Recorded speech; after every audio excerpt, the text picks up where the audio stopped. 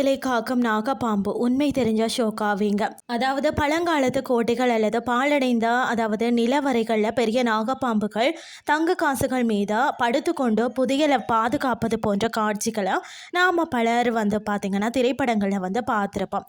அது மட்டுமின்றி பார்த்தீங்கன்னா நமது தாத்தா பாட்டிகள் சொல்லக்கூடிய கதைகளில் கூட இந்த பாம்பு மற்றது புதையல் பற்றிய வதந்திகள் ஏராளமாக இருக்கும். உண்மையிலேயே பாம்புகளுக்கு தங்கம் மற்றும் வெள்ளியின் மீது ஆசை இருக்கிறதா என்பதை பற்றி வனவிலங்கு நிபுணர்கள் உயிரியலாளர்கள் கூறும் ஆச்சரியமான உண்மைகளை தெரிஞ்சு கொள்ளலாமா வாங்க. பாம்புகளுக்கு புதையலுக்கும் உள்ள தொடர்பு.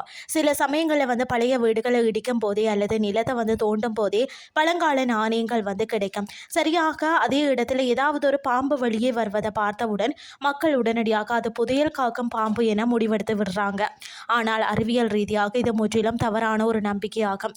உண்மையில சொல்லப்போனால் பார்த்தீங்கன்னா பாம்புகளுக்கு தங்கம் வெள்ளி அல்லது பணத்தின் மீது எந்த ஒரு ஈர்ப்பும் கிடையாதாம். அவை அனைத்தும் தற்செயலாக நடைபெறக்கூடிய ஒரு நிகழ்வு மட்டும்தான்.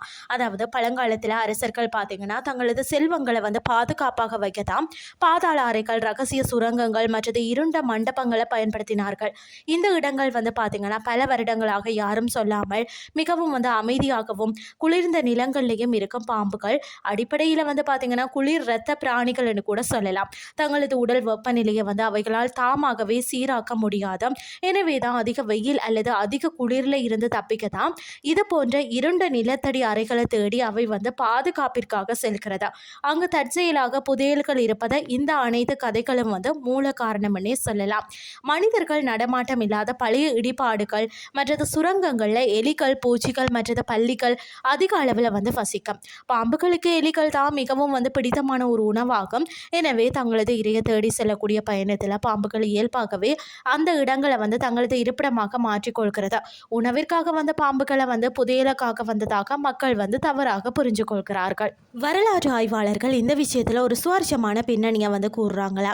பழங்காலத்தில் பார்த்தீங்கன்னா வாழ்ந்த பெரும் செல்வந்தர்களும் மன்னர்களும் தங்களது ரகசிய புதையல்களை திருடர்களிடம் இருந்து காப்பாற்றதான் ஒரு மாஸ்டர் பிளான் போட்டனர். புதையல் இருக்கும் இடத்துல கொடிய விஷம் கொண்ட பாம்புகள் இருப்பதாக ஒரு வதந்தியை திட்டமிட்டு பரப்பினார்கள்.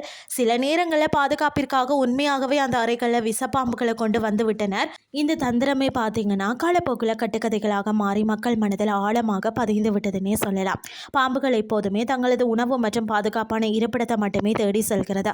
அவற்றுக்கு விலை மதிப்பற்ற நகைகள் மீதோ வைரங்களின் மீதோ எந்த அக்கறையுமே கிடையாது.